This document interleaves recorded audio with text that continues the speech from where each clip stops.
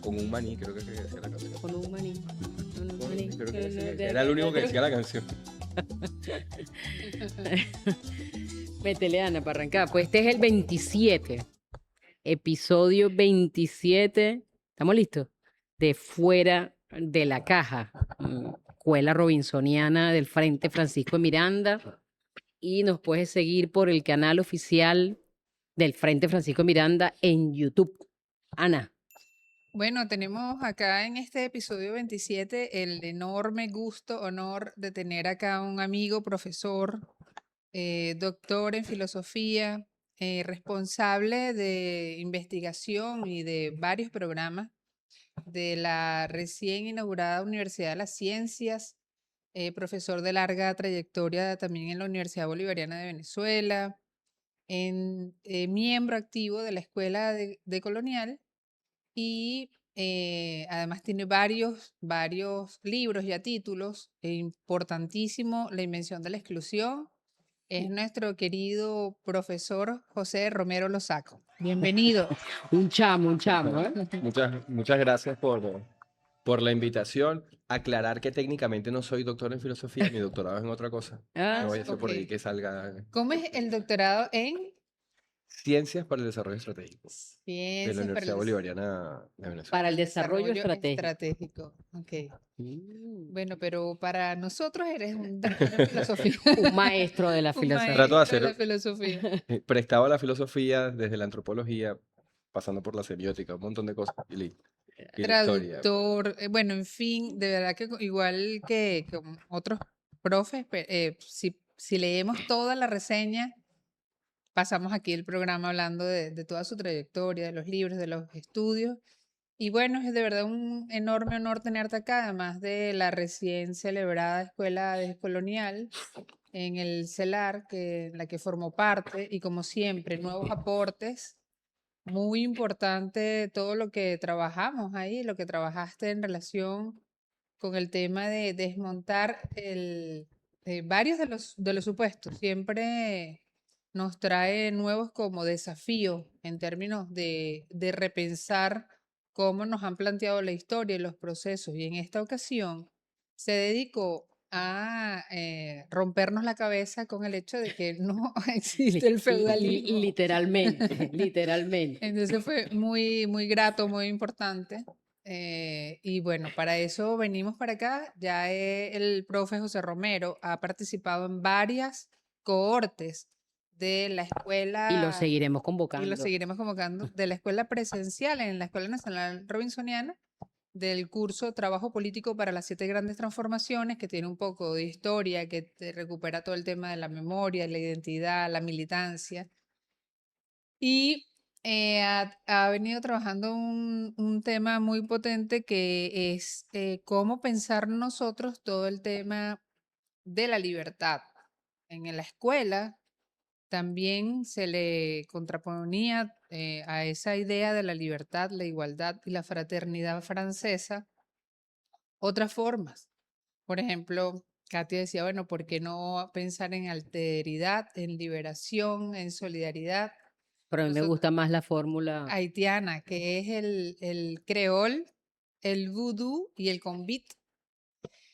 Pero en la primera de las clases de las cohortes, el profe José Romero llega y nos dice, bueno, nosotros pensamos más el tema de la libertad o de la liberación en términos de un término que se ha venido trabajando, que es el amagui, el volver a la madre, volver a la casa, A la comunidad. a la comunidad. Y para eso para nosotros ha sido muy potente, ha sido de esos hitos desencadenantes en el Sobre todo en pensamiento. contraposición a esto de que la libertad es hacer lo que nos da la gana, pues, Claro. ¿no? Y a veces ese hacer lo que nos da la gana causa muertes, causa atraso, causa dolor, porque finalmente está asociado al consumo, ¿no? Al poder, y ese dejar hacer y dejar pasar es para quienes. Exacto. Bueno, vamos a empezar a darle la palabra a José Romero Losaco, un poco en eso que mencionaba Ana al principio, ¿no? Tanto y lo decíamos ahorita en el capítulo 26, en el episodio 26, esa convocatoria que nos hace el comandante Chávez, que reitera el presidente Nicolás Maduro y que se ha convertido en una línea de trabajo, que es el tema de descolonializar nuestra historia, nuestra vida, incluso el proyecto que nosotros estamos asumiendo de liberación, que tiene muchos años y que, bueno, consideramos todos y todas que efectivamente es una demanda pertinente.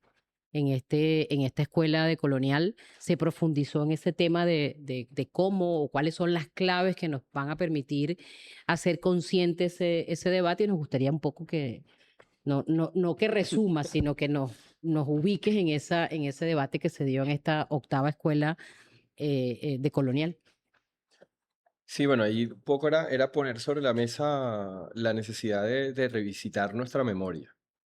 eh, desde, desde la propia voz del comandante Chávez, que cada locución, cada presencia pública era una clase de historia, nos queda, nos queda claro la necesidad de pensar nuestra historia para pensarnos, pero no en la típica fórmula que nos enseñan en las escuelas, incluso en las escuelas de historia, de no, es que hay que comprender el pasado para comprender para comprender el presente y entonces predecir y ver lo que seremos en el futuro, sino en un sentido de reivindicar lo que hemos sido por lo que seguimos siendo.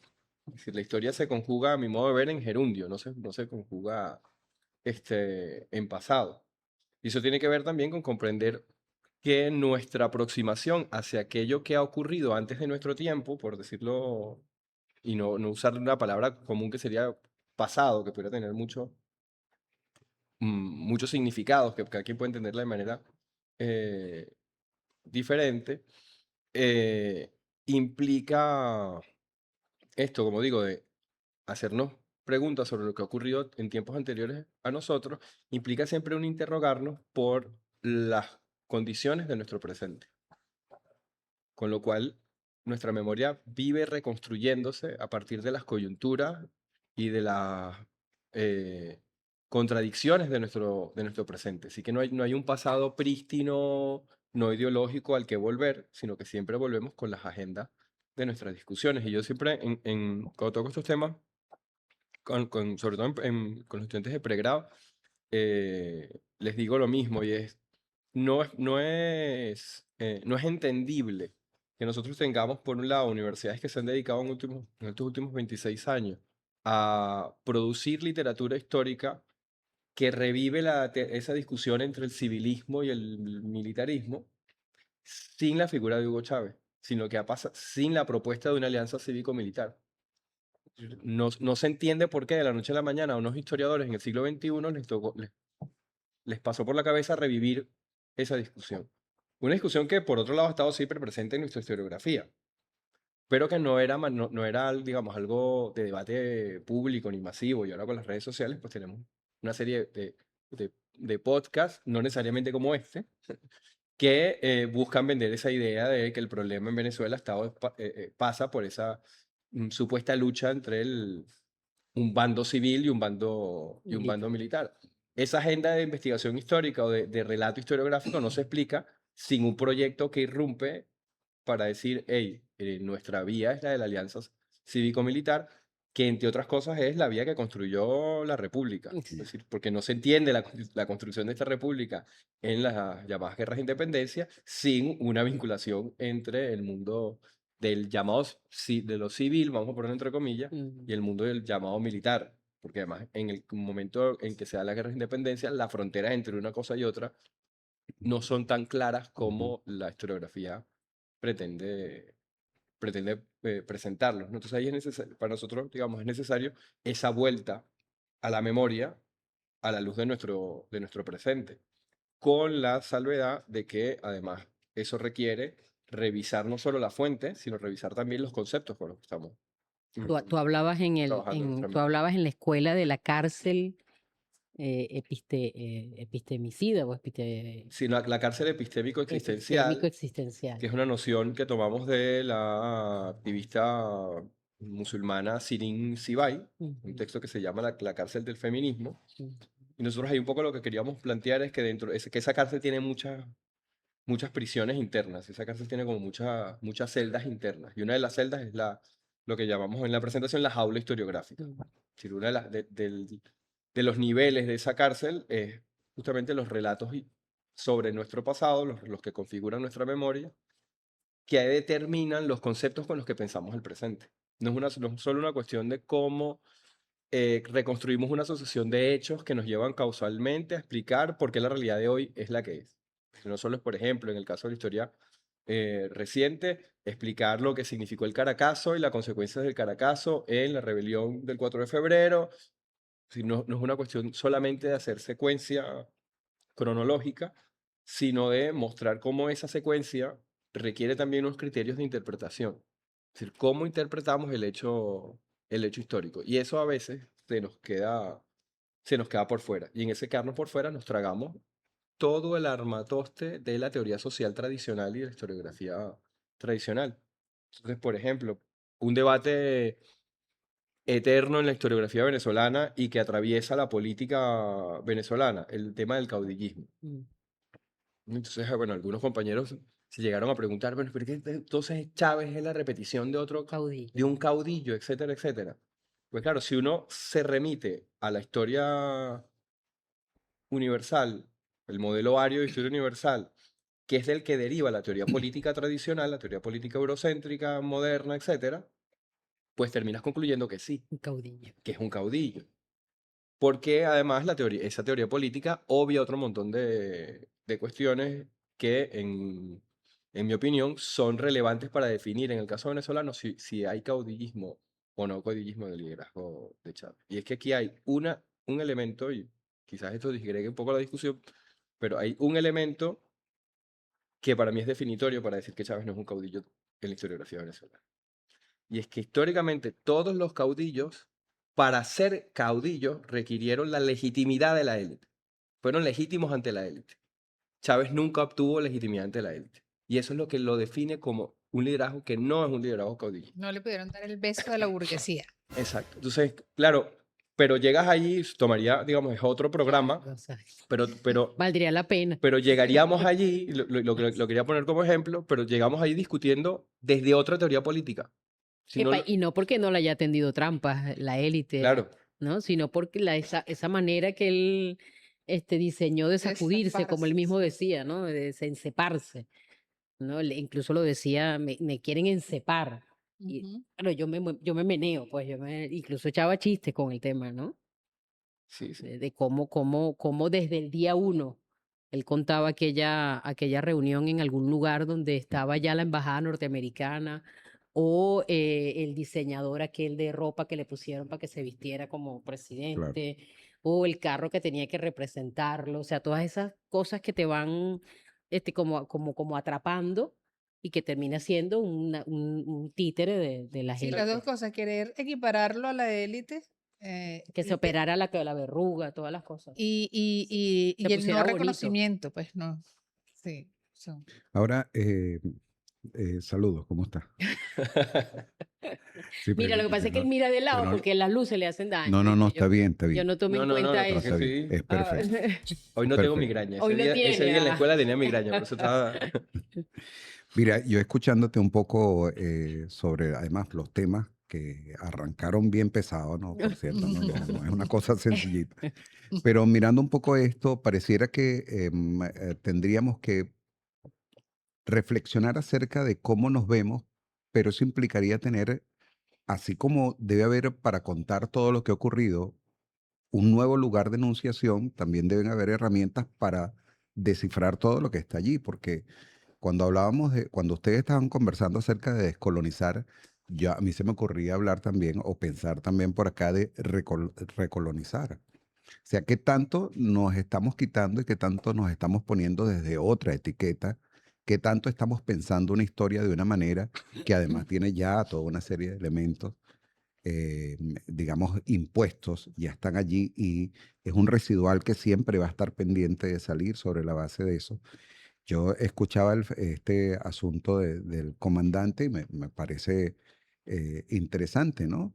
Que ya, como bien lo definieron, es otro tema de discusión, pero cuando se habla de un sujeto que viene haciéndose, que nace, de hecho, rebelde, y que no va a tener en ningún momento el reconocimiento de ninguna burguesía, porque ya de plano el tipo no está No ahí, lo quería, de no hecho. lo quería. De todas maneras, tenemos que leerlo a él desde algún punto, de dónde lo leemos, para no considerarlo un caudillo. Desde dónde lo leemos, porque nuestras herramientas nos dicen que sí, guardando la excepción de que acabas de colocar ahorita, que bueno, no tiene el reconocimiento, pero la gente lo va viendo. Ah, bueno, lo siguen. El tipo va, el tipo habla, la gente repite su discurso, El mito Chávez. el mito Chávez. Entonces, un poco en esa reflexión yo decía, bueno, ¿qué tanto nos descolonizamos? ¿Mm? ¿Qué tanto hay de una suerte de recolonización desde otro enfoque con otra gente? Porque también ahí son situaciones que ver, o sea, un detalle inicial que creo que estaba en la precuela, que no apareció, no está en el Con, aire, con José pero yo lo Verde tuvimos introduzco, precuela, ¿viste? sí, que yo lo introduzco porque él decían ustedes, bueno, hay alguna afirmación acerca de la existencia del término que nosotros aprendimos desde Europa, que es el feudalismo, eso no existe. Ajá, pero entonces tenemos nosotros que ir mirando, revisando toda esa serie de conceptos. ¿Con qué? Tenemos Exacto. que buscar nuevas herramientas. Te suelto ese bombín ahí. Pequeñito, entonces él dice que empezaron Sí. duro, y se mandó. Se mandó. No, fíjate, ahí voy a decir una cosa que va a sonar a cliché, Ajá. pero digamos, me sirve como gancho para arrancar. La descolonización termina cuando termina el capitalismo, Bien. cuando termine el colonialismo. En ese sentido, y el maestro Dussel nos lo repetía muchas veces, incluso en sus propios textos. Hace poco se publicaron unos manuscritos póstumos de él, donde él lo que hace es revisar toda su obra y discutirse él mismo todos los gazapos que todavía habían en sus obras anteriores, Ajá. y que asume además que en eso que está escribiendo, que se publica de manera póstuma, todavía hay también, ¿no? Porque tú sacas el eurocentrismo por una ventana y se te mete por otro lado. Ujú. Entonces es un proceso de todos los días. El asunto es cuál es el horizonte, ¿sí? ¿Qué horizonte tenemos? Y a partir de ese horizonte, pues caminamos buscando las fuentes que nos permitan transitar hacia ese horizonte. Bien. Entonces, con el ejemplo que ponía antes y que vale igual para el tema del feudalismo, que entraré después, el asunto está en que si miras la teoría política, en la teoría política que es muy de corte institucionalista además, te plantea que las instituciones deben operar a partir de cierta lógica, la separación de poderes. Ujú. Al final, todo lo que te plantea la teoría política es sobre todo si lo miramos alrededor de la noción de conflicto social. La teoría política busca anular el conflicto social y hacerlo potable, de alguna manera hacerlo digerible para las élites políticas Ujú. que administra el Estado. Entonces se expulsa el conflicto de la discusión. Es un orden, pues. Y se busca un orden, pero en ese orden siempre hay conflicto. El asunto es que la teoría política asume que lo puede gestionar de otra manera, porque al final no se da cuenta cuál es el conflicto de base, porque lo expulsa de la discusión. Si nos ponemos marxistas, el conflicto entre capital y trabajo. Mm. Hay otros conflictos, pero digamos, si lo queremos ver Claro. desde esa cartografía, podemos decir el conflicto de capital y trabajo. Queda anulado, queda fuera del debate, queda fuera de la discusión. Entonces, lo que yo llamo la domesticación del conflicto. Mm. Se domestica el conflicto, y esa domesticación y el conflicto no las venden como una madurez institucional. Y entonces ahí aparece, en nuestro caso, como somos un país periférico, que no ha logrado ser supuestamente como son los países que son maduros institucionalmente, que son los europeos, Estados Unidos, etcétera. Entonces, claro, nosotros tenemos unas anomalías, y esas anomalías se llaman caudillos. El Estado no termina de cuajar, pues. Claro, pero eso que aparece como una lectura primariamente del Estado, si lo vemos exclusivamente en la teoría política, tiene una consecuencia sociológica. Y es que entonces se va a asumir que la inmadurez de las instituciones es relativa a la inmadurez de su población. Exacto. Entonces es Y la ahí necesidad, la emergencia de los caudillos fuertes o de claro, los hombres fuertes y todo. necesitas un gendarme porque el pueblo Para es disciplinar, inmaduro. para El gendarme disciplinar. necesario. El gendarme necesario. Toda la teoría política en este país repite ese dogma. Los más críticos, hasta los más marxistas, terminan cayendo allí. ¿Por qué? Porque no tienen otra referencia histórico-antropológica para comprender el desarrollo del Estado moderna. Cuando nosotros nos vamos a una lectura desde la arqueología para entender el nacimiento del Estado, ya no a partir de los dogmas de la teoría social vigente, sino a partir de la evidencia arqueológica, nos vamos a encontrar, y eso sería también para otra clase, para otro podcast, que las evidencias no sustentan nada de lo que la teoría política dice sobre el surgimiento del Estado. Se pasaron otras cosas, mucho más interesantes además de las que supone la teoría política. La teoría política tiene 5.000 años de retraso con respecto a lo que las experiencias de organización humana han Los sido hallazgos a lo largo. arqueológicos, de verdad que sí. Ejemplo. Calatayud, por ejemplo, donde tenemos ciudades donde no hay identificación de centros de poder, de centralización del poder. Y estamos hablando de ciudades de miles de personas. O asentamientos en el norte más hacia el norte de Europa, donde encontramos formaciones humanas que variaban según la estación. Entonces hay una plasticidad donde durante una época del año, en el invierno, donde se requería mayor control de la distribución de recursos, porque los recursos escasean, se centraliza la autoridad. Y además habitan en un mismo espacio, se sedentarizan. Y luego cuando el invierno acaba, se convierten en cazadores-recolectores. Eso nos habla de una plasticidad humana, de un poder de decisión política sobre cómo nos organizamos, que trasciende las 4 cosas que nos dice la teoría política al uso. Cuando llegamos ahí nos encontramos con que el carisma es un elemento esencial de la política. No es una anomalía del sistema. Que siempre lo han querido ver como que, bueno, que es el que no está orientado a la razón. Claro, porque no es que el carisma te mueve el sentimiento, no, pero es que el carisma es una personalidad fuerte. Y podemos poner ejemplos ya no solo caribeños, que son los típicos que se ponen. Angela Merkel. Alguien puede decir que esa señora no tiene una personalidad a lo alemán, evidentemente. La Margaret Thatcher. Margaret Thatcher, o sea, Claro. son todos Reagan, son Trump. Sí, la política es también eso. Pero claro, si nosotros no tenemos esa otra historia, terminamos comiéndonos el cuento de que no, es que si es carismático es populista, si es populista es un problema. Y claro, en los países donde eso ocurre es porque las instituciones no son maduras porque su pueblo no es maduro. Entonces, esas son las consecuencias de no pensar la historia con otras categorías. ¿Y cómo hacemos, cómo construimos esas otras categorías? Pues nos movemos a otra geografía. Ujú. Comenzamos a dialogar con otros pueblos. La palabra Maggie que comentaba Ana, en el caso sumerio, por ejemplo, que nos habla de una noción de libertad que es absolutamente distinta a la forma en la que Milei y compañía nos están diciendo que es la que entendemos como libertad. Entonces, ¿cómo vamos a disputar políticamente en un mundo donde la libertad se pone como el primer principio a discutir en la política pública, en las redes sociales, etcétera, si no tenemos una herramienta conceptual que la llene de contenido distinto? Y para eso hay que recurrir a una historia distinta. Entonces volvemos, la necesidad de descolonizar la ¿Y historia. cuáles serían esas categorías, José, para analizar desde otra mirada, desde otra geografía, la construcción, por ejemplo, en este momento en Venezuela, la construcción de la comuna como un espacio de organización distinto al Estado liberal burgués? Por ejemplo, ahí el concepto sumerio de libertad nos produce un giro total en la manera de entenderlo. Porque ya la comuna es volver a la madre. Ujú. Y yo te diría incluso que no es, por lo tanto, de azar que sean las mujeres las principales Voceras voceras, o lideresas. coordinadoras, motivadoras, motores de la organización comunal, Claro. porque es volver a la madre. Y además es una forma de romper con la esclavitud del sistema. Porque una de las cosas que hay que atender cuando miramos la palabra libertad es que la palabra que hoy llamamos libertad nace asociada a sociedades esclavistas. Es decir, el que no era libre era el esclavo. Por lo tanto, el que recupera la libertad es el que deja de ser Esclavo. esclavo. Y para ser esclavo significa no ser persona.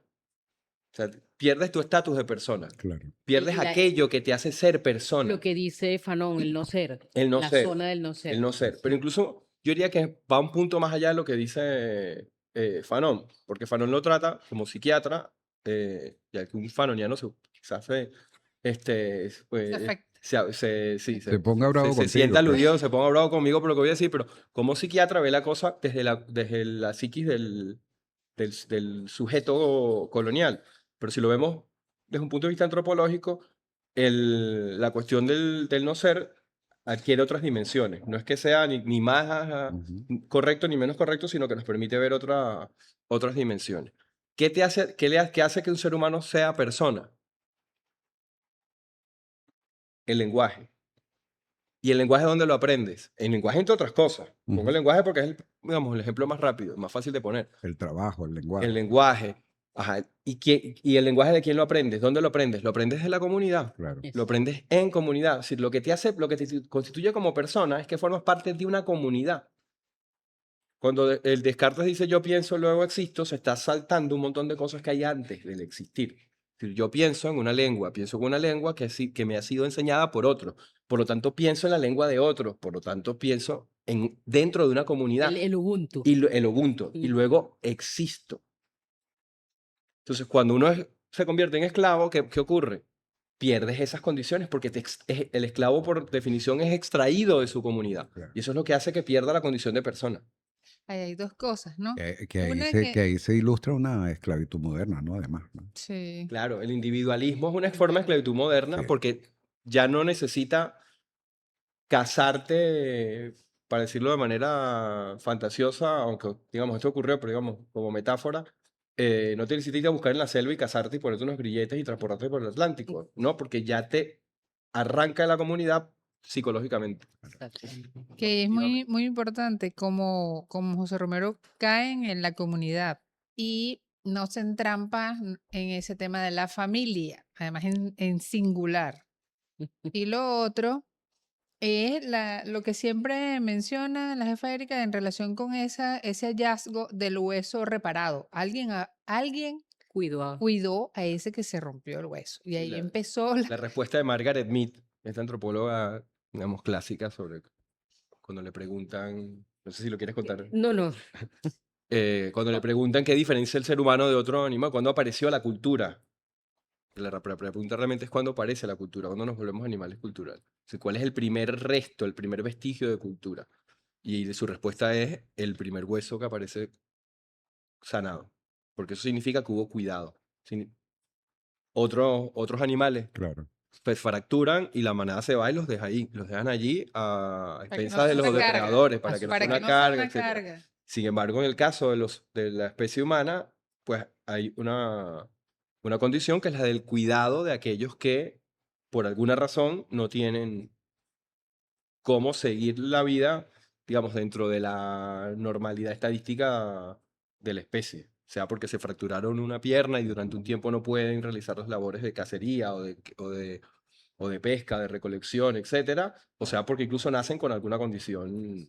Estamos acostumbrados al ejemplo griego, ¿no? Que tiraban a los niños malformados pues, en un barranco, ¿no? Esas cosas exóticas que nos dicen cuando nos enseñan historia universal, pero no nos cuentan lo otro, no nos cuentan que, por ejemplo, en el mundo mesoamericano y en el altiplano suramericano, cuando había una persona que por alguna razón durante su vida sufrió un accidente o tenía una enfermedad que lo dejaba incapacitado para realizar las labores de reproducción de la comunidad, la tierra que esta persona trabajaba era asignada a un tercero y ese tercero tenía la responsabilidad de reproducir, de producir en esa tierra lo que él necesitara y darle una porción a esta persona que por razones vitales ya no podía producir. Es decir, no solo es que hay un cuidado, sino que además hay una atención en términos de una distribución del trabajo, atendiendo que dadas según qué circunstancia hay personas que necesitan que otros produzcan para que ellos puedan continuar viviendo Y preservar la vida, que es lo más y preservar importante. la vida. Tú en uno de tus trabajos planteas, bueno, no está de más decir que una de las motivaciones más insurgentes del proyecto revolucionario tiene que ver con la construcción de la comuna, como hablábamos ahorita. Y en la comuna, en la construcción, en ese proceso, tú planteas una tensión, ¿no? En uno de tus trabajos sobre el tema de la participación y el tema de la inclusión, o sea, cuando el relato se hace liberador descolonial y cuándo luego nos atrapa nuevamente la institucionalidad moderna y nos lleva para el tema de la inclusión. Sí, eso requiere como un desarrollo más, más extenso, porque además tenemos muy naturalizado la cuestión de la inclusión como un valor. Debo decir que en el proceso de escribir esos trabajos, pues también en lo personal también me costó mucho quitarme o sea, mover el chip, más que quitarme el chip, mover el chip y pensarlo desde otro lugar, incluso debates hasta intrafamiliares, peleas de pareja en torno a la concepción de inclusión, porque uno se lleva el trabajo para la casa, o la casa se va para el trabajo, ya uno no sabe en estos tiempos de teletrabajo y de trabajar también desde casa que es cuando está la frontera. Pero bueno, en ese sentido, ahí veíamos que por un lado hubo un momento en la historia reciente en la cual de repente dejamos hablar de pobreza y empezamos a hablar de inclusión y eso lo teníamos naturalizado y a mí me llamó la atención de por qué es esto, así de dónde sale la sustitución de un concepto por otro. Ujú. A pesar de que en América Latina, por el impasse desarrollista, porque nosotros digamos, nunca resolvimos la cuestión del desarrollo, el concepto de pobreza siempre estuvo allí y si cuando lo aterrizamos en lo local vemos que el concepto de inclusión sigue de alguna manera bebiendo o tomando sentidos de la noción de pobreza. En términos de la discusión global de lo que significa la inclusión, fue dejar el concepto de pobreza de lado. Y había muchas críticas para hacerlo. La Pero co- hay intereses ahí, el ¿no? cómo se medía la Ujú. pobreza, etcétera. Digamos, hay críticas legítimas para repensar el concepto de pobreza. Sin embargo, como tú dices, hubo intereses en que una cosa sustituyera a la otra, un concepto sustituyera al otro. Incluso fueron intereses que en algún momento pusieron en enfrentamiento a franceses y a británicos, porque los británicos mantenían la defensa del concepto de pobreza porque toda la discusión del desarrollismo se había dado en inglés, es el poverty en inglés, mientras que la discusión sobre la exclusión la empiezan a poner los franceses al interior de Europa a partir de la crisis que detona en el Mayo francés, la crisis por el desempleo, etcétera, y comienzan a hablar de los excluidos. De ahí empieza un debate en Europa que luego ellos lo resuelven aceptando que el concepto de inclusión es más correcto porque los ingleses se dan cuenta que hablar de inclusión implica no hablar de condición de desigualdad, sino habla solo de condiciones. Porque el problema de la inclusión para el debate europeo era básicamente gente que antes que tenía trabajo y de repente se quedó sin empleo. Entonces lo que hay que generar hay que condicionar oportunidades de De empleo, empleo. no condiciones, Mm. que era el debate de la pobreza. Que dijera Chávez, si quieres acabar con la pobreza, Sí, dale poder a porque, los Darle pobres. poder a porque es los que, pobres. claro, Que porque es sería que en el este caso la fenómeno, participación, ¿no? sí, Y pues es que el fenómeno no ahí es te, donde está el fenómeno es que igual en cualquiera de las discusiones no hay que cambiar sistema, sencillamente hay que resemantizar lo que está allí. Y eso es un detalle que es delicado para mantenerse, ¿no? Yo Sí, mirando además, que pareciera que la discusión, disculpa, ajá, porque además significó un cambio de una retórica del desarrollismo de Estado, exacto, donde el sujeto de la política era el pobre, a un desarrollismo de mercado, donde el sujeto de la política de mercado va a ser el excluido. claro. Y Al final es incluirlo en el mercado. al final es incluirlo en Sí, el sí, sí. mercado. Mm. Mira, esto que tú señalabas, Erika, en relación a todo esta propuesta que yo siento que ha sido una de las propuestas más, en medio de la modestia más significativa, que es el fenómeno de la comuna como hecho concreto, ¿no? Como hecho concreto en la transformación de una estructura social, incluso hasta de un Estado, porque en un momento se llegó a hablar de Estado comunal. Que eso tiene sus... Sí, sí, por eso. Que ojalá que no he estado. Pero que quizás es importante, y decía lo de resemantización e incluso la reconceptualización de algunas cosas, pero nosotros, bueno, hablamos en un idioma, hablamos en un lenguaje, hablamos en una manera y hablamos en cómo fuimos educados. Y por supuesto, introducir cualquier tema, hay que pasar por la reconceptualización de lo que estamos diciendo, o sea, cómo lo estamos diciendo, porque para la construcción de los nuevos espacios de poder popular, en términos de lo que significa el consejo, la comuna, tú tienes que revisar, tienes que entenderte que el rol es distinto a lo que se define allí, ¿no? Fíjate que Chávez decía, una cosa es ser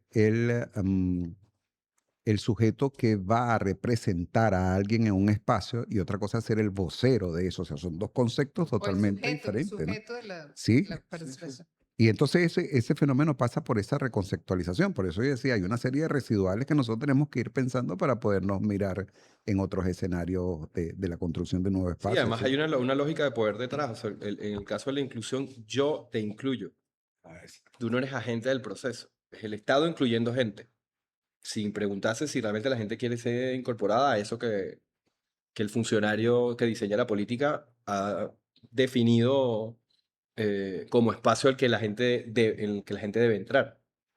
Ahora, la participación implica otra concepción de poder. Y entendemos el poder como voluntad.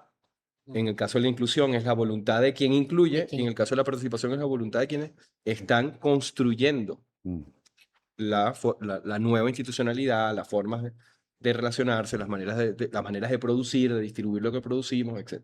Son dos lógicas que operan totalmente distinto, pero que, como tú decías, citando el trabajo que hacíamos con mi compañera, es un artículo que salió por igual en 2020, si mal no recuerdo. Sí, sí.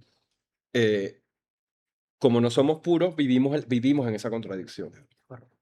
Y ahí, Oye, y en la comuna permanentemente está ese conflicto, que entendemos aquí conflicto no como un problema en donde hay que Insalvable, sí, disciplinar gente, no, sino el conflicto entre una cultura claro. que busca disciplinar, una institucionalidad que busca disciplinar, que busca ordenar, que busca uniformar los comportamientos y a las personas y los procesos y el desorden que somos como pueblo, pues como gente, ¿no? Y eso está permanentemente ahí combatiendo en la comuna, pues, ¿no?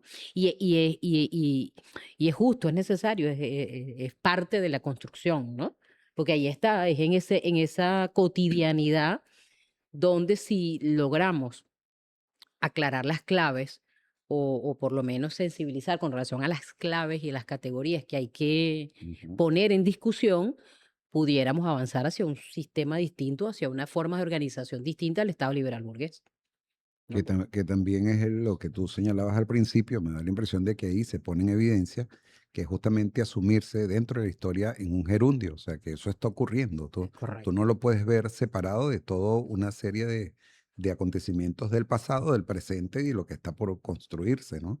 Ahora, en ese debate, sí, no, iba a darle como mayor fuerza al tema del gerundio, citando a Oyeron Koyewumi, que es una académica nigeriana, que ella es muy conocida en los círculos feministas, porque escribió un libro, ha escrito varios libros, pero digamos, el más famoso, además, hace algunos años se tradujo al castellano, que se llama La invención de la mujer.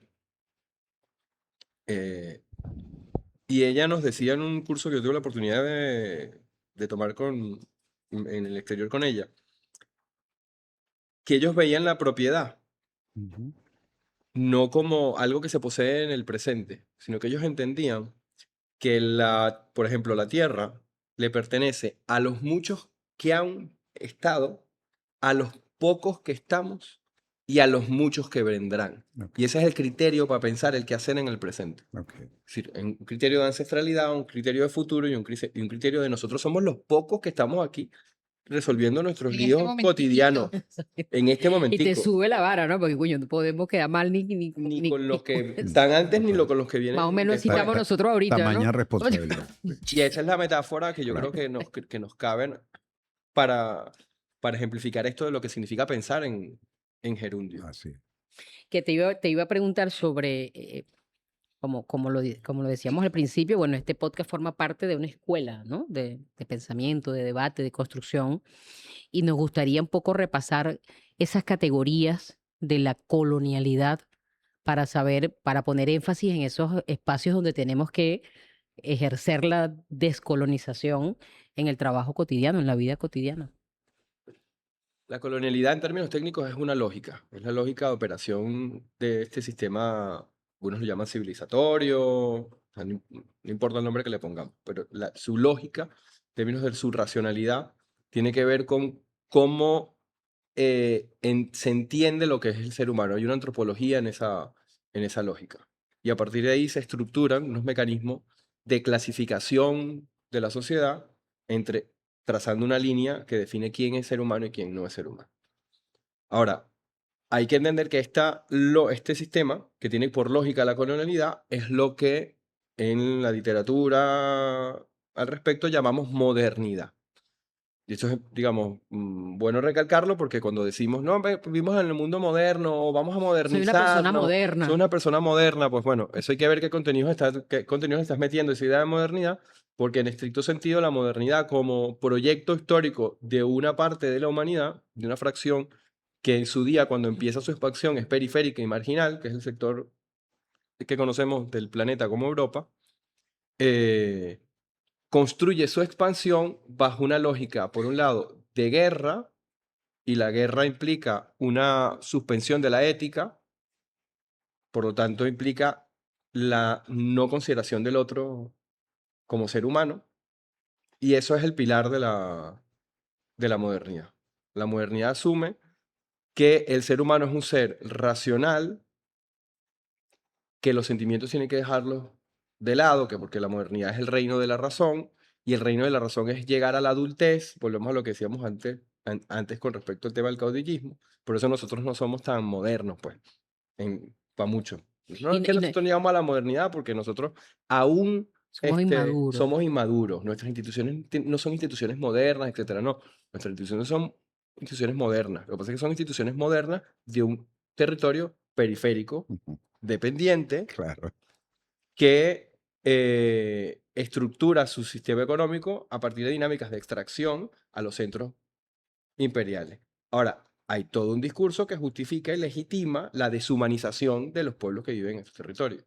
Ahora, toda esa lógica es lo que llamamos la lógica de la colonialidad, que es distinto al colonialismo. El colonialismo es el control de un territorio, control administrativo, etc.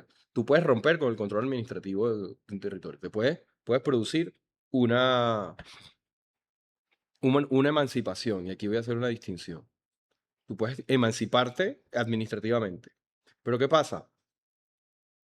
Y cito a Dussel nuevamente, una cosa es emanciparse y otra cosa es liberarse. Porque se emancipa Claro. el hijo del padre para hacer lo que el hijo ya es, adulto. Pero se libera el esclavo del amo. Por lo tanto, no es lo mismo un proceso de emancipación que un proceso de liberación. Y aquí a mí me ponía la ceja hasta aquí cada vez que yo escuchaba emancipación y liberación. No. O la mujer emancipada. O la mujer emancipada. Exacto. No. O sea, si le preguntas a José Romero, el camino es el camino de la liberación, no el camino de la emancipación. Porque nos liberamos para hacer aquello que no hemos podido ser. Ujú. Aquí nuestras independencias. Y no hemos podido porque no nos han dejado. Porque no nos han dejado. Nuestras independencias fueron emancipaciones, no liberaciones, en tanto y cuanto al final terminaron siendo procesos cooptados por una élite Ujú. que lo que quería era ser lo que ya era, la que controlaba la hacienda particular, que los españoles mediante un monopolio comercial, la famosa guipuzcoana, trataban de recortarles. Es como el hijo que le dice al papá, tus reglas no me gustan, y el papá le dice al hijo, bueno, esta es mi casa y las reglas Usted pongo yo, vive y si aquí. quieres te vas. Usted vive aquí. Y usted vive aquí. Entonces la burguesía venezolana, Mientras yo lo mantenga, usted... Sí. la burguesía Ahora, venezolana dijo, pues entonces me voy. sí. Ahora, José, ahí hay una suerte de quizás referencia también que toca a Simón Rodríguez en relación a ese fenómeno de cómo de esa diferenciación que tú haces, emanciparse y liberarse. También lo decía Simón Rodríguez, decía, bueno, una cosa es la pelea, la parte bélica contra tal y vencemos al enemigo y ya está listo. Ujú. Pero todavía falta trabajo que hacer para poder ser libres, ¿no? Que es un cambio del pensamiento, pero un cambio de la manera de vernos. Yo- Que ahí entraría un poco ese fenómeno de descolonización, pero ya un poco más allá de lo que significa el hecho, pues tienes que pensarte distinto, tienes que concebir distinto incluso la manera de gobernarte. Y es un proceso que no es feliz, por decirlo de alguna manera. Ujú. O sea, es un proceso que la descolonización es un proceso también doloroso. Es decir, la descolonización es una fiesta y se puede vivir como una fiesta, pero es también un proceso doloroso, porque de hecho las fiestas también pueden llegar a ser dolorosas Claro. según que se esté celebrando, ¿no? Cuando se celebra un matrimonio y el hijo se va, pues sí, la madre está feliz por un lado, pero por otra parte le duele que ya no va a ser lo mismo Exacto. si ya no va a tener a su hijo como lo tenía antes. La fiesta también implica dolor. Y ese dolor implica revisar, porque si bien, dicho poéticamente, nos liberamos para hacer lo que no hemos podido ser, hemos sido algo. Y eso que hemos sido tiene elementos y tiene fuentes para la descolonización, pero también tiene un montón de problemas. Claro, y los enfoques. Yo no sé por qué tú diciendo esto, yo recuerdo a Chávez y su discusión con aquel sindicato de Bolívar, Ajá. donde él fue y le propuso, bueno, yo quiero que gobernemos juntos, y porque esta es una revolución y vamos a hacer que la clase Sindicato del obrera Estado tome... Bolívar. Y entonces uno de los representantes le dijo, no, no, gobierne usted y pague lo que nos debe, ya. Y ya O está. sea, fíjate cómo para él esa situación era sencillamente resuelve tu problema. Yo soy obrero, yo quiero estar aquí, mi sindicato con mi gente. Yo no quiero gobernar, yo quiero que me dé mi dinero que me tiene. Pero ahí hay todavía un elemento, como tú lo señalas, hay un elemento de colonización en el sujeto, pues. O sea, sigue dominando, no importa, yo no tengo problema siempre que me pagues lo que me debes, ¿no? O sea, una deuda eterna que tenía, no sé, la Cuarta República con toda esta historia. Yo- Sí, la Y, concepción de que Venezuela es una mina y poco más. ajá, Y nos movemos entre el desarrollo abajo de la industria petrolera, petroquímica, etcétera, ajá, o el turismo, que es otra forma de extractivismo. exacto. Y eso tiene que ver con también cómo la economía ha generado unas subjetividades coloniales, porque romper esa lógica del país es, y solo puede ser una mina, implica que todos los agentes que forman parte del proceso económico tienen que poner sobre la mesa que están dispuestos a cambiar de su lógica de acumulación, y todo esto incluso sin dejar de ser capitalista, ojo. Ya no nos ponemos a pensar cómo sería que pensáramos dejar de ser capitalista, pero incluso dentro de la propia lógica capitalista, salir de la lógica de que el país es una mina, sea por la vía turística o por la vía de la extracción de minerales, implica un proceso que no es fácil y que es doloroso. La imposición de la modernidad fue una catástrofe para la humanidad. Salir de ello no va a ser menos catastrófico en el sentido que tenemos que echar por tierra el orden al que estamos acostumbrados ahora. Claro. Bueno, ese debate que planteabas, creo que era tú ahorita, ese tema de dónde está el origen, la familia o la comunidad, Ujú. ¿no? Y recuerdo a la profesora Carmen Borges hablando de Francisco de Miranda en algunas de las tantas veces que la hemos escuchado hablar de Francisco de Miranda, que ella narraba un episodio con Francisco de Miranda donde él decía que tenemos que dejar de ser lo que nos han hecho creer que somos. Así Y es. entonces uno era, no somos europeos, no somos esclavos y no somos católicos. Imagínate tú, allá y entonces 1700, principio 1800, qué posición esa, ¿no? Bueno, no fue casual que lo persiguiera la Santa Inquisición, ¿no? Con razón lo persiguieron, no era para Sea, menos. no ser católicos, sobre todo ahorita, y lo queríamos discutir, una de las cosas que queríamos discutir contigo tenía que ver con eso, o sea, esas nuevas formas de dominación que tiene el hegemón, que no son tan nuevas, lo que están, digamos, como Remozadas. más remozadas, una de ellas, el tema de la nueva evangelización, que se ha planteado en muchos lugares del sur de la Via Yala, y aquí también, o sea, ayer veíamos incluso en España o ayer, en esta semana pasada, veíamos una concentración de estos evangelistas llevados por la derecha, a ultraderecha, y cómo esto se ha convertido en una cosa muy frecuente y común en estos países donde la ultraderecha está gobernando. Sí, además hay un fenómeno en las redes sociales que yo vengo siguiendo desde la pandemia, que tiene que ver con todo esto que llaman la manoesfera. Yo prefiero decir la Ajá. machoesfera. Ajá. Eh, Nosotros tenemos aquí nuestra versión criolla, ¿no? Que es un señor que anda todos los días, que anda en chores, descalzo, sin camisa y comiendo carne cruda. Au. Seguramente se lo habrán visto, les habrá saltado, porque además yo no sé quién le paga la publicidad al señor, pero salta, así no Así lo no, siga, así no lo sigue. así no lo sigas, te salta cada 5 segundos en el... Y hemos identificado cómo estos señores que empezaron siendo algunos, una suerte de coach digitales del fitness, unos asesores para ponerse bonito, se convirtieron en asesores de autoayuda antifeministas, además, porque entonces es un mundo donde los machos necesitamos que nos cobijen porque las mujeres se pasaron de la raya, Abusaron. abusaron, sí, ya, o sea, te fuiste, y ahora se han convertido en evangélicos.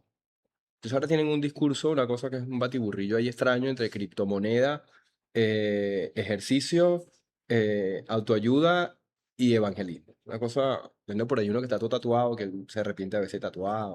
Es que es una cosa eh, extraña. Yo califico eso como un fenómeno propio del mundo de la posverdad. Y tiene que ver con los trabajos que vengo desarrollando ahora y con lo que estoy prefigurando va a ser el siguiente libro. Tiene que ver con entender la posverdad desde otro lugar. Aquí estoy un poco dando una primicia en el Qué podcast. bueno, Pero mi desarrolla Pablo, un qué poquito, bueno. no de ahí. Porque, Pero le quiero decir una cosa ahí También. breve sobre tus libros, porque el del año pasado, por lo menos aquí llegó el año pasado, fue el de Historias Globales desde el Sur Global, Sistema Mundo y es el más Divergencias. reciente. Ajá, ese es uno de los más recientes. Pero siempre quisimos, tu fan siempre quisimos una segunda parte de análisis, del análisis de las caricaturas de Raima, que es un libro después del paro petrolero. Ajá. Y todo lo que significaron en ese momento eran las caricaturas, los prememes de Raima con el sabotaje petrolero en el 2002. Entonces siempre quisimos una segunda Una segunda parte. parte Ahora con Reels y con con todo ese con toda mundo, ¿no? esa... Fíjate, bueno, un poco en la línea, yo diría, de continuidad de ese trabajo, no sería como una segunda parte exactamente, porque está atravesada más por otras cosas, incluido el libro que tú acabas de mencionar, Historias Globales desde el Sur. La cosa es que hay un consenso sobre qué es la posverdad. O sea, cuando uno revisa la literatura y los podcasts que se dedican a desmontar noticias falsas, etcétera, la posverdad es un fenómeno básicamente asociado a la mentira, a la manipulación mediática y a la guerra cognitiva. Eso es, en pocas palabras, lo que todo el mundo dice sobre la posverdad. Yo tengo un problema con los consensos porque a mí los consensos me producen urticaria. Yo no sé si esto es por antropólogo o por rockero o no sé por qué. O por rockero y antropólogo o simplemente por testarudo. Pero los consensos a mí siempre me producen ruido. Bueno, pues será porque uniforman, ¿no? Por ahí, yo creo que por ahí también puede ir la cosa. Y entonces siempre he tratado como en mi trabajo académico, ir como detrás del consenso. Es decir, ¿qué es realmente lo que está ocultando este consenso? ¿Qué son las cosas que están quedando por fuera del consenso? ¿Cuáles son las preguntas? Porque a mí me interesan mucho también las preguntas que nos hacemos que quedan por fuera del consenso. Porque el consenso implica una interpretación sobre la realidad que entonces te plantea unas preguntas en torno a los problemas que suponemos que tenemos y ya una vez que tú haces la pregunta, el cómo resuelves el problema está ya incorporado en la propia pregunta. Entonces, como mi método de trabajo es siempre ir detrás del consenso a ver cuáles son las preguntas que están por fuera, que no entran en el acuerdo. Y entonces con la posverdad, para no perder la costumbre, he empezado a aplicar el mismo método. Y ahí, bueno, preocupado por el tema de la historia de la ciencia, el eurocentrismo, etc. Y lo que estoy concluyendo, desde la primicia, eh, es que la posverdad es también, es decir, no niego lo otro, no niego lo que dice el consenso, pero también es una huelga de credibilidad. Porque el problema con la posverdad no es simplemente que te manipulen. El problema con la posverdad es como de repente Ya no nos interesa. hay gente que se vuelve terraplanista. Sí, porque ya no es el tema de que te manipulen, sino el tema de ¿qué está pasando con la percepción que tiene la población sobre el conocimiento en la ciencia, por Ujú. ejemplo? O sea, nosotros todos asumimos que la Tierra es redonda. Bueno, me imagino yo, no sé si hay un terraplanista en el estudio o algún terraplanista que vea el... Pero digamos, y de la noche a la mañana, un congreso con 60.000 personas en la ciudad de Barcelona de De terraplanistas. terraplanista. Y entonces además no aceptan evidencias científicas, no aceptan... Y entonces te dicen, no, es que, bueno, pero es que por la rotación de las estrellas, no, no, es que las estrellas no existen. Pero claro, no te dicen tampoco si no existen qué es eso que vemos. ¿Qué es lo que ven? Entonces, esos fenómenos a mí me empiezan a llamar la atención y digo, ¿qué aquí está pasando otra cosa? Tú estás hablando, disculpa la digregación, pero tú estás hablando y se me vino inmediatamente aquí al programa un muchacho que creo que es de origen costarricense, creo que es evangélico también, asesor de esta quién es? derecha de Argentina. Yo he visto un par de Sí. producciones de él y es una cosa maníaca, o sea, la Sí, forma sí. como él explica el tema de que todo o está en el pensamiento evangelista o no existe, ¿no? Entonces, son unos extremos un Pero poco... además lo hace haciendo uso de la lógica formal. En el caso de, Ajá. además tú que vienes de la Sí, filosofía, sí. entonces él además se ufana de no usar la Biblia para defender su argumento, sino que todo su argumento lo Con basa base en en la lógica. premisas, pues Exacto. Es Y es un puro contrapunteo ahí con él silogismo. mismo, Y exacto. entonces es un batiburrillo de cosas que cuando tú las miras realmente no tienen ningún sentido, pero que las dice tan rápido y te las sueltan una tras otras que cuando lo ponen a debatir, pues el interlocutor, además que le ponen gente que no tiene ningún tipo de formación de nada, son influencers de esto, que dicen lo que se les ocurre, entonces que bueno, tienen millones de seguidores, entonces este otro busca captar esa audiencia, o sea, es muy evidente Ujú. la jugada. Ujú. Pero lo que está diciendo es absolutamente hueco, pero hay un montón de gente que lo repite. Y como él hay otros, o sea, hay un ejército de personajes de este tipo. No lo voy a nombrar para no darle publicidad desde aquí. Quienes los han visto sabrán de quién estamos, de quién estamos hablando. Ahora, lo que yo estoy encontrando es que eso, lo que hay es una huelga de credibilidad también. Porque la cuestión de la posverdad, si la asumimos exclusivamente como la proliferación de la mentira, nos aleja de discutir qué estamos entendiendo como verdad. Porque igual los seres humanos nos movemos desde concepciones de lo que creemos cierto, aunque el mundo, en la posmoderno, vivimos en la incertidumbre, etcétera. En la incertidumbre total no vivimos, porque si uno viviera en la certidumbre de que no se va a levantar mañana, vives en un estado de neurosis total. O sea, tú tienes la certeza de que mañana te despiertas, porque si no, no sales de tu casa. No, y si no te despiertas, no sabes. Y si no Porque te ya no despiertas, estás. no sabes. Entonces hay certezas, operamos con certezas. La cuestión no es si vivimos en incertidumbre o no, sino cómo se construyen esas certezas que nos mueven. Pero fíjate, es interesante porque por eso te decía anteriormente, o al principio de esta vuelta, yo te decía, ok, descolonizamos. Y de fondo pareciera también que hay escenarios donde se recoloniza desde esos enfoques, porque hay un conjunto de gente que no quiere pensar lo que está pensando, pero entonces yo hago una captación de ese grupo mediante una nueva teoría que no sirve para un carrizo, pero la impongo.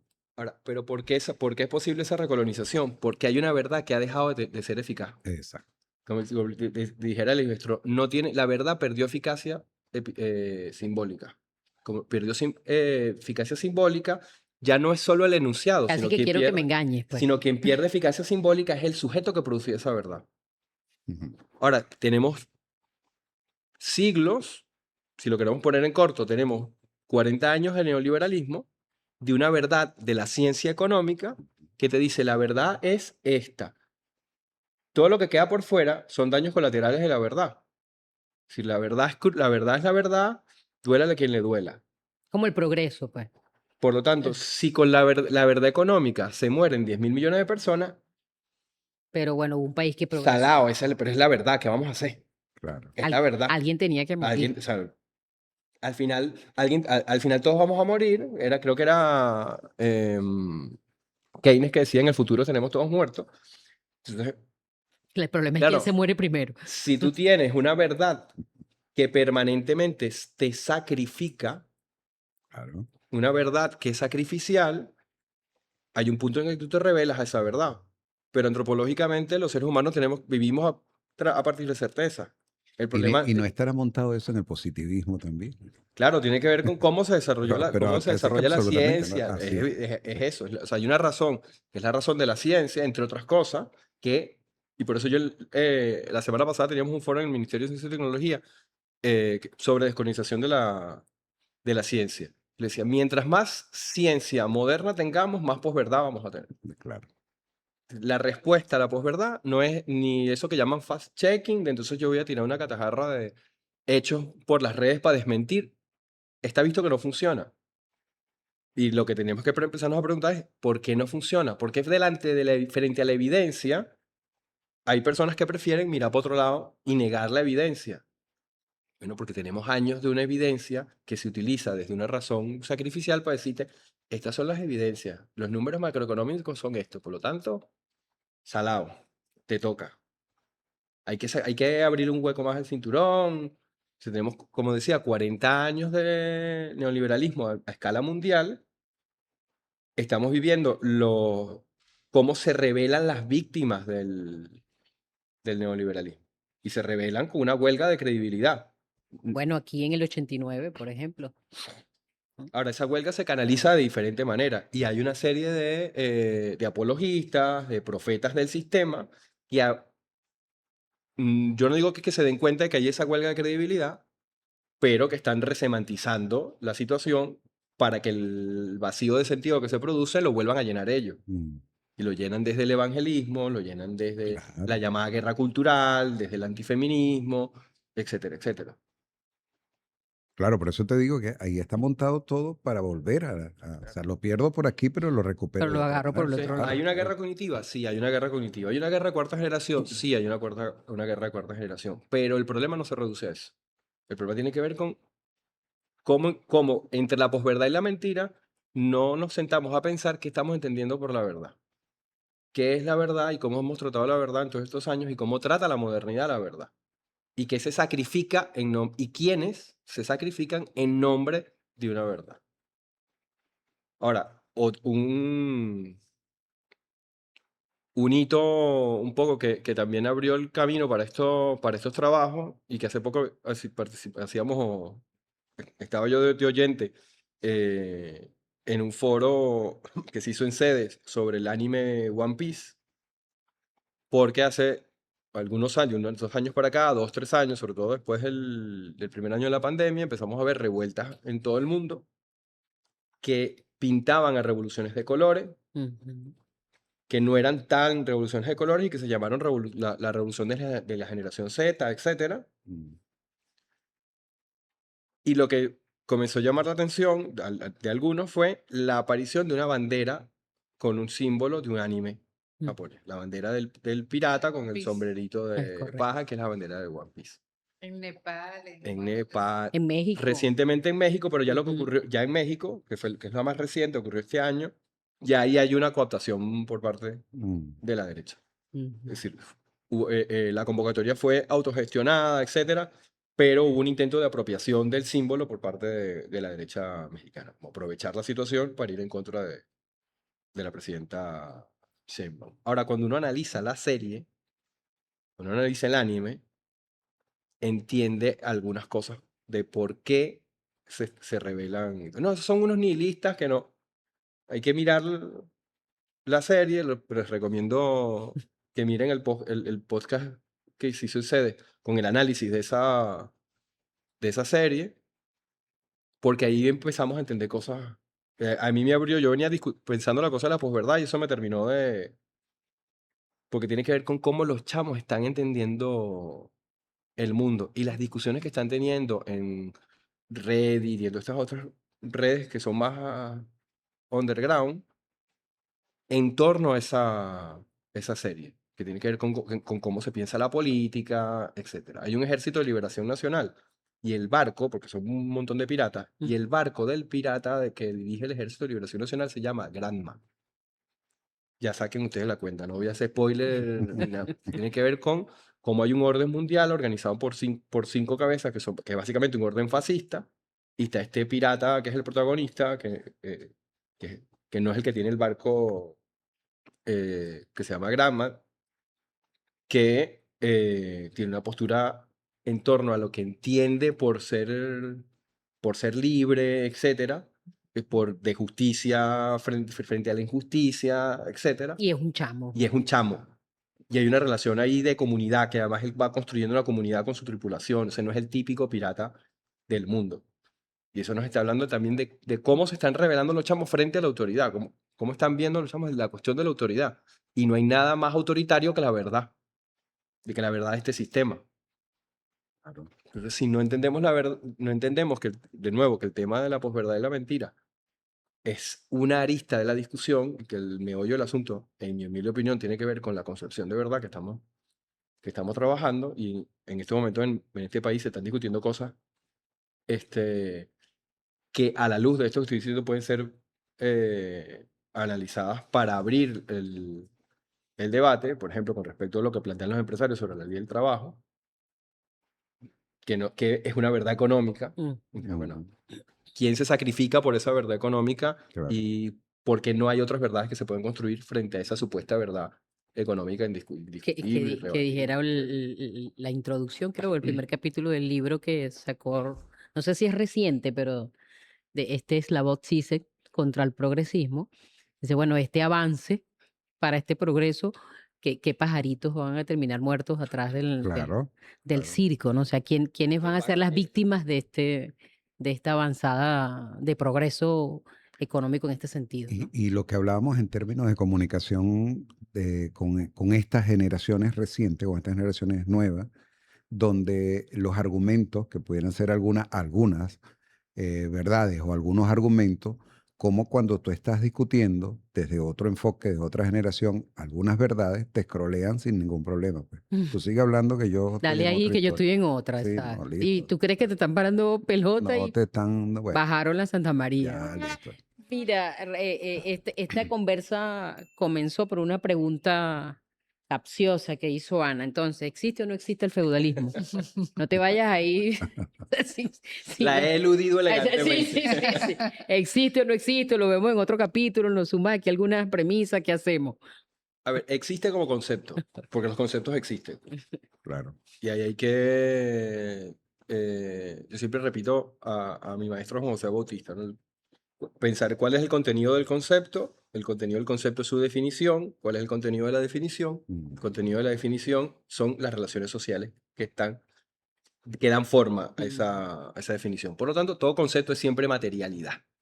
Todo concepto siempre contiene relaciones Fue, pues. sociales. Entonces, como concepto existe. Ahora, que haya existido un, llamémoslo, modo de producción o un sistema social homogéneo, estable, llamado feudalismo, la evidencia histórica demuestra que no. Ahí los historiadores tienen un problema y los anticapistas tenemos otro.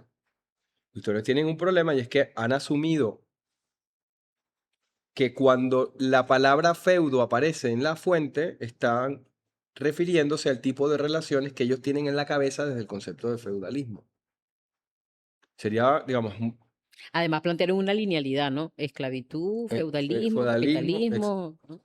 cuando uno entra ya en una Así lo discusión... aprendí yo. No, así lo aprendimos No, todos. no, Así listo, lo aprendimos no, todos. por si acaso. Así lo aprendimos Mira, todos. descolonialízate, ¿oíste? Pero cuando uno entra con otras premisas metódicas a la discusión, aparecen otras realidades. Parece, por ejemplo, que el feudalismo es una construcción conceptual a partir del Renacimiento, no una realidad del siglo VIII. Que de hecho, quienes construyen la idea de feudalismo están más cerca de nosotros temporalmente que de los hechos que estaban describiendo. Exacto. Entonces hay una cuestión que lo planteábamos Lo que escribieron la Biblia, pues igualito. igualito. Exacto. Ninguno vivió con Cristo, pero todos escribieron la cosa. 300 años después. Sí. Mira, pues, eso es interesante porque recordando del libro de Reinaldo Bolívar, algunos acontecimientos de África, eso que está sucediendo, allí hubo partes donde no entienden que eso es feudalismo, pues nunca lo vivieron. Claro, en Europa lo entienden porque le dijeron que lo vivieron. Sí, no, pero digo en África. Exacto. Si los europeos entienden que Sí, viven sí, claro. porque les dijeron que lo vivieron y dijeron que era así. Pero, de nuevo, la historia es mucho más compleja y hay un tema de discusión con los historiadores y es que, yo lo decía en la escuela, todos asumimos que cuando trabajamos con el pasado, y lo planteaba hace un rato aquí en el podcast, estamos trabajando desde el presente. Es un criterio metodológico. Ajá. Y las preguntas que nos hacemos sobre el pasado son preguntas que nos estamos haciendo nosotros sobre un momento en el que no vivimos y que lo estamos haciendo para tratar de entender el momento en el que estamos viviendo. Mm. Por lo cual, las agendas de investigación sobre el pasado no son agendas que responden a los intereses de quien vivía en el siglo XVIII, en el siglo XIX, sino que responden a nuestros intereses. Vale, eso aplica para los que hacemos investigación que pretende ser histórica en el siglo XXI, pero aplica para el siglo XVII, También. cuando el concepto de feudalismo estaba germinando primero como feudo, porque como feudalismo aparece es en el siglo XIX. Ahora, ¿cuáles eran los intereses en el siglo XVII? ¿Qué estaban discutiendo? Porque no eran historiadores con el método histórico, Claro. revisión de fuentes, no, eran juristas los que estaban discutiendo esto. Y estaban discutiendo el problema de la monarquía absoluta Y la propiedad. y la propiedad. La propiedad del rey sobre la tierra. Yo ponía en la escuela el ejemplo de las invasiones normandas. Y ahí hubo una discusión en tribunales para ver si los franceses eran los que habían traído la ley feudal a Inglaterra o la ley feudal era anterior a la invasión francesa. Y al final se terminó discutiendo que había sido una suerte de camuflaje británico porque no podían aceptar que la ley británica era de origen francés por el lío histórico entre los franceses y los ingleses. Exacto. Es decir, no está ahí la realidad histórica del siglo VIII, del siglo XI, que es donde ocurre la invasión normanda. No está, están discutiendo es otra cosa. Con el problema de la tenencia de la tierra en Irlanda es exactamente lo mismo. Se inventan unas leyes feudales que no existían Ok. para apropiarse de las tierras irlandesas. Entonces se van inventando el feudalismo, el feudo sobre la marcha. Cuando ya llegamos al siglo XIX, Revolución Francesa, está cimentada la imagen de que hay un pasado supuestamente feudal, Ok. pero además ese es el pasado con que la modernidad tiene que romper. Y entonces el feudalismo se convirtió en el chivo expiatorio Perfecto. perfecto para que la modernidad y el capitalismo se presentaran como procesos de liberación. La Revolución ¿Por qué? Francesa. Porque el feudalismo queda asociado a la esclavitud y la modernidad queda asociada a la libertad. A la Listo, libertad. claro. ¿Ah? Entonces, Potente. Dirían en el barrio, chambeado. Estamos Ahí chambeados. estamos chambeados. Nos Ahora, chambearon, pues. ¿qué había en Europa? Es parte de la discusión. Mm. O sea, es parte del trabajo que queda por delante hacer, pero no solo que había en Europa, que había en el Mediterráneo. Si para entender qué va a venir después, cómo va a aparecer esto que llamamos capitalismo, hay que entender no solo lo que estaba ocurriendo en lo que geográficamente llamamos Europa, hay que entender todo lo que estaba ocurriendo en el Mediterráneo, que es un poco lo que yo trabajo en el reciente, o intento trabajar, esbozar como un mapa para de ahí en adelante seguir avanzando a mirar qué era lo que estaba ocurriendo, porque la economía del Mediterráneo la controlaban los musulmanes, no la cristiandad. Claro. O sea, ahí habían otras relaciones. Claro. Y ahí no nos entra ni el concepto de modo de producción, ahí se nos caen un montón Está colgado en YouTube esa Ya. clase, así que bueno, Mira, que pero ir a esa clase de CELAR de la octava escuela. antes de irnos, yo quiero lanzar una provocación que estuvo presente casi que en todas las ponencias de la octava escuela descolonial y que ha sido también una demanda permanente en el proceso revolucionario en estos 26 años, que tiene que ver con cómo carajo nos descolonizamos si seguimos educándonos en las categorías y en los contenidos de la modernidad, tanto en las escuelas como en los liceos y en las universidades. O sea, Digamos, no, ¿qué yo le no diría hacemos que- con eso? digamos, Porque, yo no diría que es una provocación, sino una constatación. exacto, Porque como no nos podemos descolonizar, no hay no forma. hay forma de hacerlo. El asunto es que el trabajo es titánico, si se quiere, o sea, el trabajo es de largo aliento, porque no solo implica construir o llenar de contenido la escuela venezolana, de contenidos alternativos, la Y escuela luego venezolana.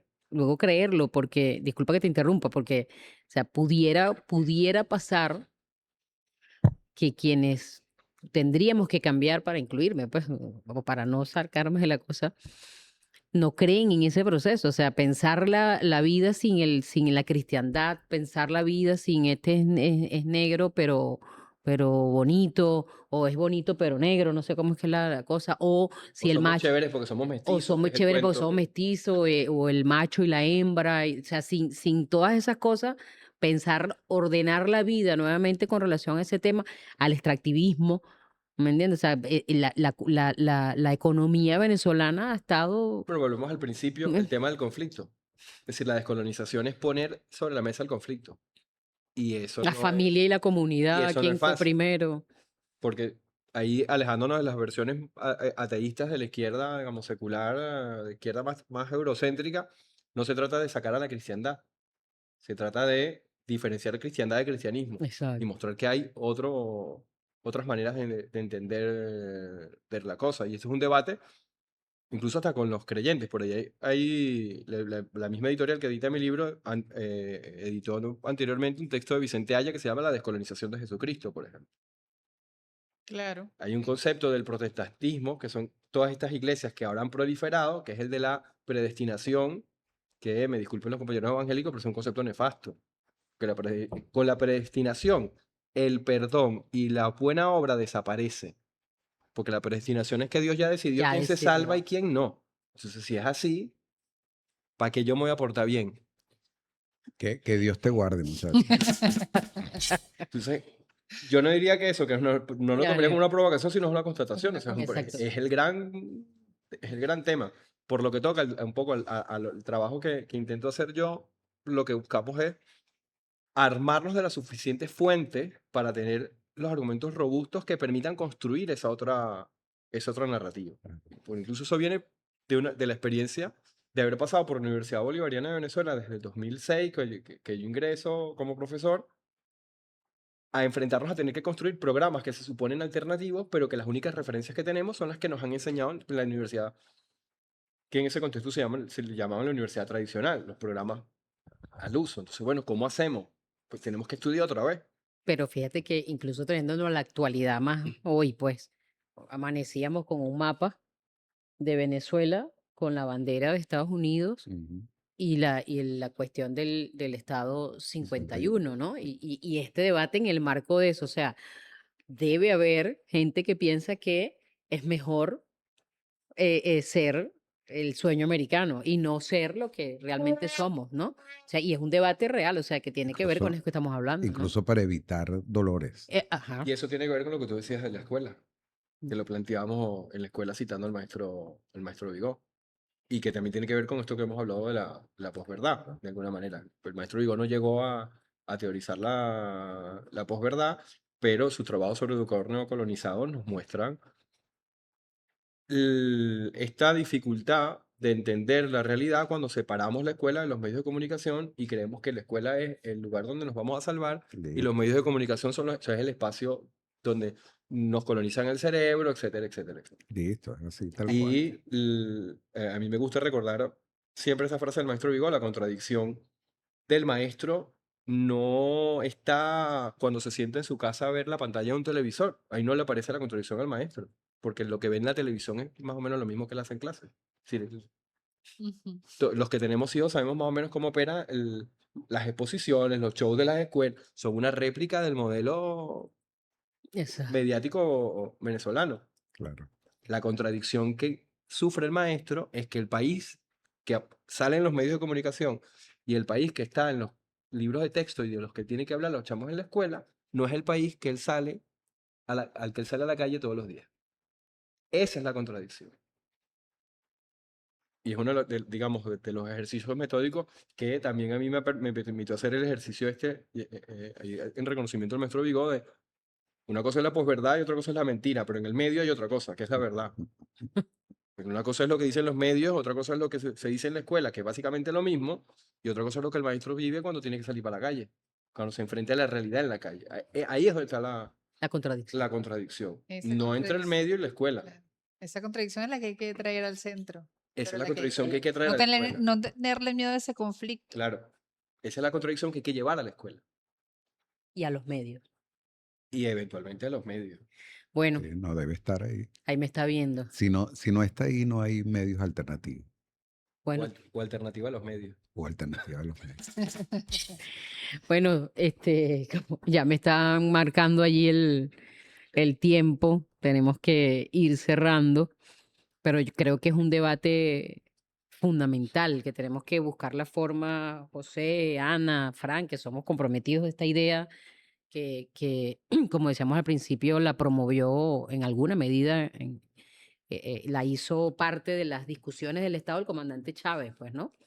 Incluso en varias oportunidades Conducel discutió temas previo a la comuna, el tema de la participación, del mandar obedeciendo. O sea, hay una necesidad para construir la patria de dar unos grandes debates. Y creo que este es uno de esos grandes debates que tenemos que dar, porque incluso hasta como estamos viendo la crisis actual del país, posterior al 3 de enero, de los sucesos del 3 de enero y lo que ha venido ocurriendo, esto tiene mucho que ver, ¿no? Cómo afrontamos ese conflicto, lo veíamos con la profesora Poi, o sea, hay quienes lo enfrentan desde el fatalismo, desde la pérdida de la esperanza y de que no hay ya opción, algunos incluso para mantenerse en su zona de confort, bueno, como ya no hay opción, me rindo, ¿verdad?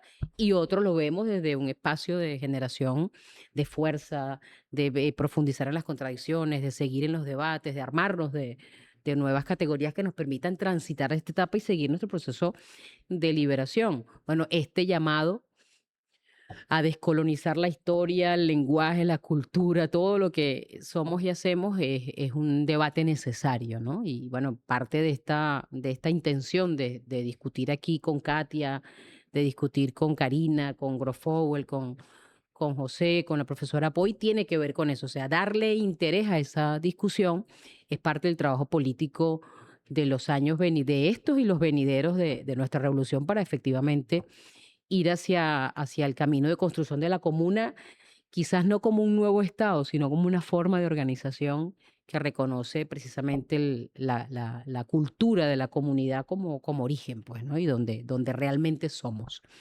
Así que te invitamos otra vez a seguir viendo Fuera de la Caja y al igual que en muchos episodios, José tendrá que venir nuevamente para profundizar sobre otros temas, sobre otras categorías. No hablamos aquí no profundizamos en términos del racismo y de otras categorías que caracterizan la colonialidad del poder, pero bueno, este es solo el principio de esta relación desde el podcast con compañeros como José, que asumen además el protagonismo de este gran debate en Venezuela y en parte del mundo.